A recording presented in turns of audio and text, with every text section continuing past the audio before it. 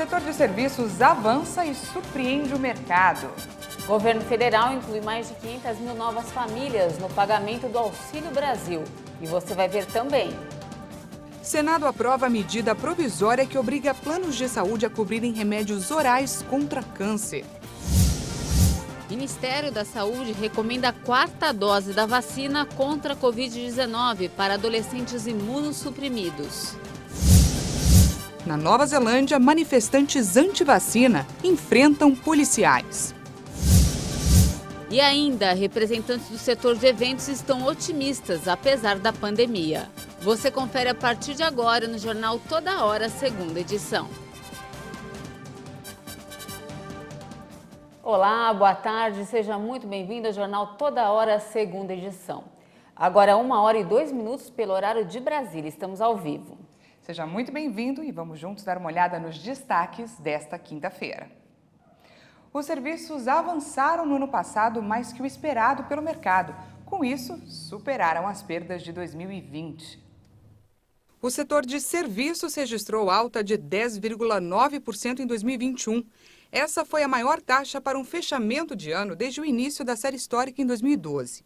O resultado, divulgado pelo IBGE, mostrou que o setor responsável por cerca de 70% do Produto Interno Bruto Nacional reverteu as perdas de 2020, ano marcado pelo avanço da pandemia do novo coronavírus, quando o volume de serviços recuou 7,8%. Os analistas de mercado esperavam alta de 9,1% no acumulado do ano, mas em dezembro o setor cresceu 1,4% pelo segundo mês seguido, após ter registrado ganho de 2,4% em novembro. No acumulado de janeiro a dezembro de 2021, houve alta nas 5 atividades pesquisadas. As contribuições mais importantes para o avanço do setor no ano vieram de transporte e serviços auxiliares aos transportes e correio, e informação e comunicação. Os demais avanços foram de serviços profissionais, administrativos e complementares, de serviços prestados às famílias e de outros serviços. O governo federal incluiu mais de 500 mil novas famílias no pagamento do Auxílio Brasil. O benefício vai ser pago ainda neste mês para 18 milhões de brasileiros.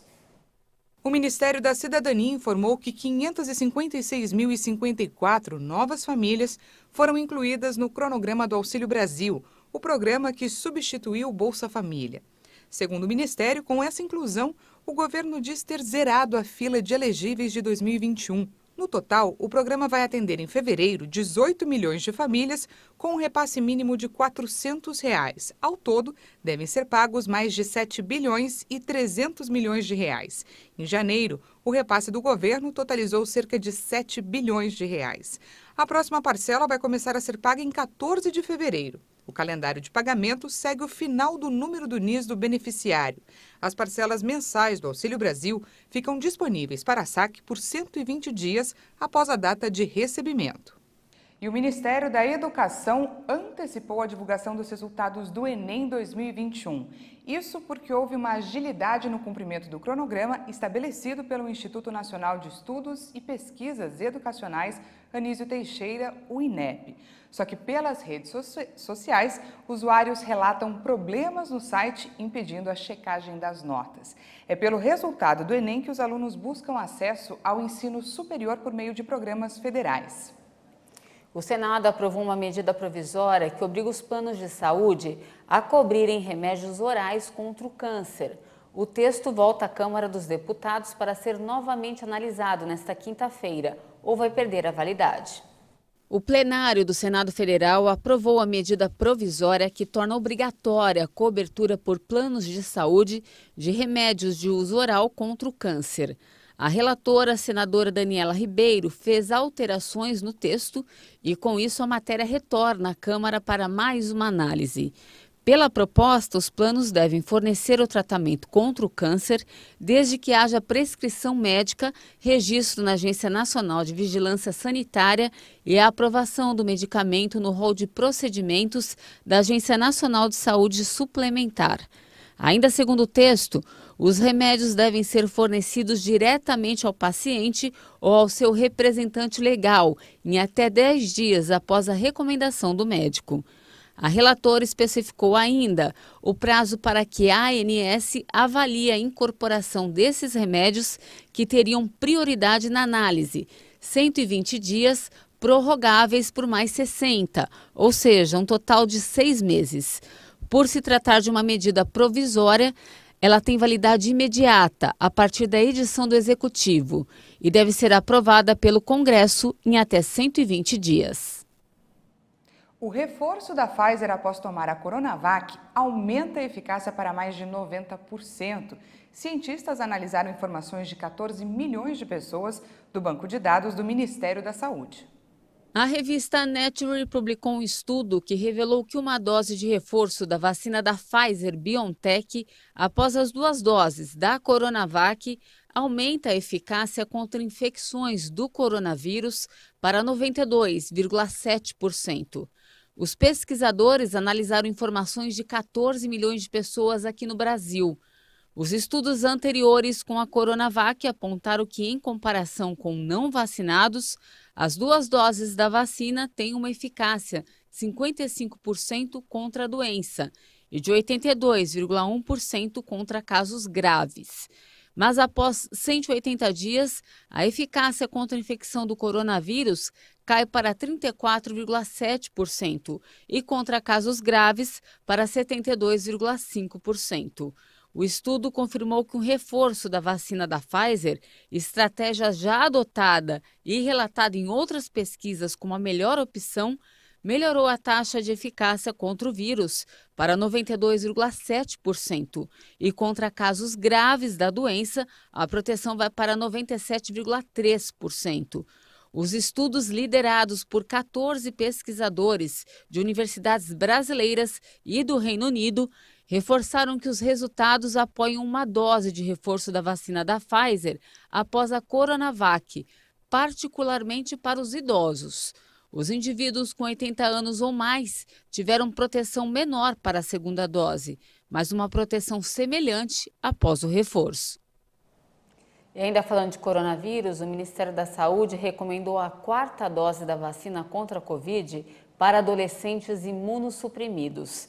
3 doses devem ser no esquema primário e a 4ª vai ser de reforço. O Ministério da Saúde passou a recomendar que adolescentes imunossuprimidos de 12 a 17 anos recebam 4 doses de vacina contra o coronavírus. Segundo a pasta, 3 delas devem ser no esquema primário e a 4ª dose vai ser de reforço. Esse reforço deve ser aplicado 4 meses depois da 3ª dose. Apenas a vacina da Pfizer pode ser utilizada nesses casos. Os adolescentes imunossuprimidos incluem aqueles com hemodiálise, tratamento de câncer ou que vivam com HIV. Atualmente, a orientação de aplicar uma 4ª dose da vacina já vale para a população imunossuprimida com 18 anos ou mais. O governo federal estuda dar uma 4ª dose também para os idosos. E a Prefeitura do Rio de Janeiro lançou hoje a campanha de vacinação de crianças contra a Covid nas escolas da rede pública. Segundo a Secretaria da Saúde, todas as escolas do município vão receber equipes para imunizar os alunos. E a taxa de transmissão da Covid voltou a cair no Brasil depois de 1 mês e meio em alta. Segundo o monitoramento da plataforma Infotracker, o índice está em 2,02. Isso significa que cada 100 pessoas contaminadas podem infectar outras 202. Para se ter uma ideia, em março de 2021, foi considerado o auge da pandemia. Essa taxa estava em 1,29. Mudando de assunto, subiu para 92 o número de mortos após um ciclone tropical que atingiu Madagascar no último final de semana. A tempestade veio do Oceano Índico e atingiu inicialmente uma faixa costeira agrícola do país. Com ventos de cerca de 200 km por hora, o fenômeno atravessou grande parte da região até retomar a rota em direção ao mar. O número de pessoas atingidas já passa de 112 mil em todo o país.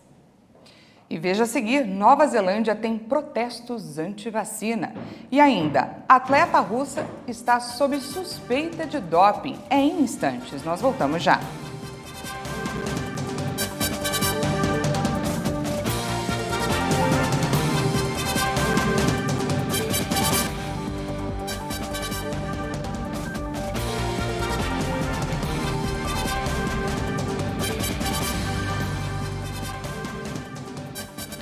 Estamos de volta ao vivo, agora são 13 horas, quase 13h14. Policiais e manifestantes anti-vacina entraram em confronto nesta quinta-feira no Parlamento da Nova Zelândia. Dezenas de pessoas foram detidas pelas autoridades. Tensão em frente ao Parlamento da Nova Zelândia. Os policiais avançaram sobre as pessoas para remover um acampamento montado no terreno do parlamento.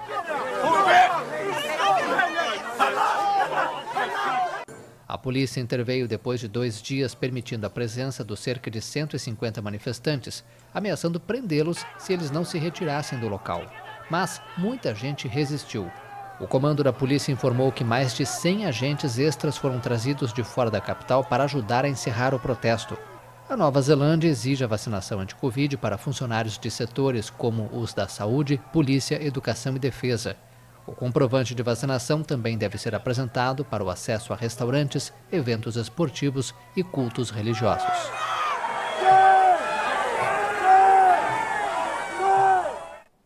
A variante Ômicron foi detectada na região de Tonga, local onde ocorreu a erupção vulcânica em janeiro. Naquele momento não havia nenhum caso ativo do vírus e agora foram registradas 64 infecções.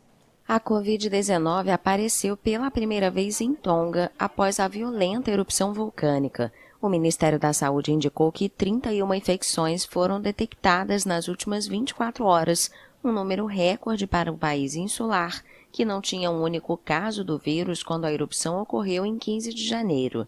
Amostras enviadas para a Austrália confirmaram que é a variante contagiosa Ômicron que está se espalhando em Tonga. O país de 100 mil habitantes permanece em confinamento e apenas os serviços essenciais funcionam, enquanto lojas e escolas permanecem fechadas. A origem do surto de coronavírus na ilha é desconhecida, mas suspeitas recaem sobre os navios que entregam ajuda de países como Austrália, China, França, Japão e Nova Zelândia, apesar das rígidas regras sanitárias para manuseio das cargas. As restrições dificultam os esforços de socorro, depois que uma poderosa erupção matou 3 pessoas, gerou enormes ondas de tsunami e cobriu o arquipélago de cinzas tóxicas. A Rússia iniciou exercícios militares com Belarus e a Ucrânia chamou a medida de pressão psicológica. O presidente da Ucrânia, Volodymyr Zelensky, chamou de pressão psicológica a concentração de soldados russos nas fronteiras de seu país, no dia do início das manobras militares da Rússia com Belarus. Em um comunicado, o líder afirmou que os riscos existem e nunca cessaram desde 2014, citando o ano em que a Rússia anexou a Crimeia e em que teve início um conflito com os separatistas apoiados por Moscou no leste da Ucrânia. O Ministério da Defesa da Rússia anunciou que os exercícios militares vão continuar até 20 de fevereiro em 5 campos militares, 4 bases aéreas e vários pontos de Belarus, particularmente na região de Brest, na fronteira com a Ucrânia. A Rússia concentrou mais de 100 mil soldados nas fronteiras desde novembro. O exército ucraniano iniciou esta semana exercícios em todo o território do país, incluindo o uso de drones de combates turcos e mísseis antitanques fornecidos por Reino Unido e Estados Unidos. Vários esforços diplomáticos internacionais vêm sendo realizados e foram anunciados progressos nos últimos dias. Mas nesta quinta-feira, o chefe da diplomacia russa, Sergei Lavrov, fez um alerta durante encontro com a ministra das Relações Exteriores britânica Liz Truss. A Força Aérea dos Estados Unidos anunciou o envio de caças F-15 à base aérea na Polônia para melhorar a defesa coletiva da OTAN e apoiar a missão de policiamento aéreo. E você que estava acompanhando aí o culto do missionário, estamos ao vivo, agora 1h18, Jornal Toda Hora, segunda edição. O comissário da Europa para a Economia anunciou hoje uma redução da previsão de crescimento na zona do euro para este ano. A Comissão Europeia revisou e reduziu a previsão de crescimento do PIB da zona do euro em 2022 para 4%, além de projetar inflação de 3,5% para o ano, superior à estimativa anterior.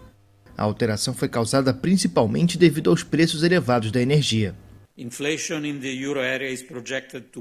A inflação na zona do euro está projetada para atingir o pico neste primeiro trimestre e permanecer acima de 3% até o terceiro trimestre do ano. À medida em que diminuírem a pressão das restrições de oferta e o preço da energia, é esperado que a inflação caia especialmente no último trimestre do ano e se estabeleça em 2% no ano que vem.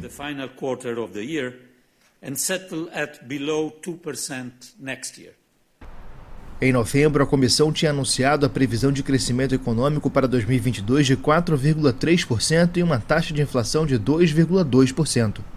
De acordo com o relatório divulgado, o PIB dos países da União Europeia, que também inclui os que não usam a moeda única, deve aumentar em 2,8% em 2023, enquanto o crescimento econômico da região deve ser de 2,7%.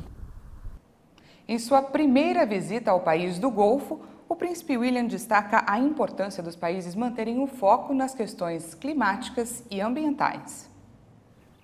O príncipe William visitou um parque de manguezais em Abu Dhabi nesta quinta-feira, no início de uma visita aos Emirados Árabes Unidos, concentrada nas questões climáticas e ambientais. O Duque de Cambridge vai conhecer os esforços para combater o comércio ilegal de especiarias e passear pela Dubai Road Expo em sua primeira visita a este país do Golfo. O príncipe vai apresentar seu prêmio Earthshot, que reconhece soluções inovadoras para problemas ambientais, e seu programa United for Wildlife, com autoridades dos Emirados. A visita também busca impulsionar as relações entre os dois países, depois que os Emirados, ex-protetorado britânico, celebraram 50 anos desde sua fundação em 1971. Ativistas de direitos dos animais querem proibir todos os testes com seres vivos na Suíça. A iniciativa popular apela para que os primatas não humanos tenham direito à vida e à integridade física e mental. Se o sim vencer, algo descartado pelas pesquisas, a Suíça vai se tornar o único país com uma proibição do tipo. De acordo com a Sentience, a associação que apresentou a demanda, os primatas se caracterizam pelo grande cérebro, complexas estruturas sociais e a grande capacidade de sofrer física e psicologicamente. O Tribunal Federal Suíço julgou em 2020 que a iniciativa era válida, porque não somente pede que os direitos fundamentais aplicados aos humanos se apliquem também aos animais, mas exige a introdução de direitos específicos para os primatas não humanos. A proposta também busca proibir a importação de medicamentos obtidos por experimentos com animais e humanos. O governo afirma que a medida, se aprovada, teria graves consequências para a saúde e repercussões na economia, já que os setores químico e farmacêutico respondem por grande parte das importações suíças. Especialistas afirmam que não é possível parar completamente de recorrer a experimentos com animais e que a pesquisa em laboratório busca encontrar medicamentos promissores. Só os que indicam bons resultados in vitro são de fato testados em animais. A estrela da patinação artística, Kamila Valieva, que levou a Rússia ao ouro da equipe nas Olimpíadas de Pequim nesta semana, está sob suspeita para teste positivo para um medicamento proibido antes dos Jogos. A amostra em questão foi obtida antes de Valieva vencer o campeonato europeu no mês passado.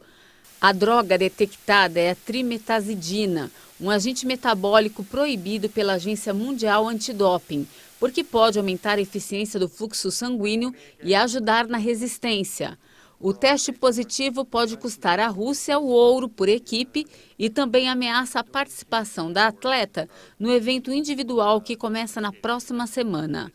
Os russos conquistaram a medalha de ouro na competição por equipes, com os Estados Unidos levando a prata e o Japão o bronze, mas a cerimônia de premiação não ocorreu como planejado. Segundo o porta-voz do Comitê Olímpico Internacional, Mark Adams, um processo legal ativo está em andamento sobre a cerimônia de medalhas e, portanto, ele não poderia comentar os relatórios. A Rússia já havia sido banida de competições por problemas envolvendo o uso de doping entre os atletas nos Jogos Olímpicos de Sochi em 2014. E antes de encerrar, uma última informação. Apesar das incertezas diante do cenário de epidemia no Brasil, alguns representantes do setor de eventos estão otimistas. Mesmo cumprindo restrições, a expectativa é da retomada de ao menos 50% da programação já nos próximos meses. Acompanhe na reportagem. Depois de algumas edições canceladas por causa da pandemia, a feira tão esperada por esta empresária do setor de eventos finalmente aconteceu. A gente trabalha com decoração, né? Então é mais essa parte de evento que por um bom tempo ficou parado também, né? Esse nosso mercado. E assim que eu soube que ia ter esse ano, rápido providenciei tudo para mim estar por aqui. Essa feira é a maior feira do segmento na América Latina, reúne quase mais de 380 expositores entre associados de diversos segmentos, da área de decoração, presentes, papelaria, jardinagem, tudo que envolve esse segmento de casa e acessórios, né? Na verdade, essa já é a segunda edição de grande porte da AB Casa, desde que os eventos foram retomados no estado de São Paulo em agosto do ano passado. A AB Casa foi uma das primeiras associações a promover uma feira no setor e mostrar que era possível realizar um evento dessa qualidade, com toda a proteção para os nossos associados, para os convidados, e foi um case para o Brasil, né? E de lá para cá, o setor de eventos realmente ficou aquecido, como afirma o presidente da Associação Brasileira dos Promotores de Eventos, a ABRAP.